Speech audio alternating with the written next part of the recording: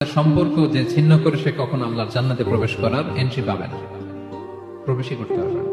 নাজ নেয়ামত দূর কি বাত, আল্লাহর জান্নাতে ঢুকতেই পারবে না। এজন্য খবরদার, আত্মীয়তার সম্পর্ক যেন আমরা বজায় রাখি। রাসূল সাল্লাল্লাহু আলাইহি ওয়াসাল্লাম আরো বলেছেন, মান আহাব্বা আই ইউবসাতা লাহু ফি রিজকি ওয়া ইউনসা লাহু ফি আসারি ফালইয়াসিল রাহিমা।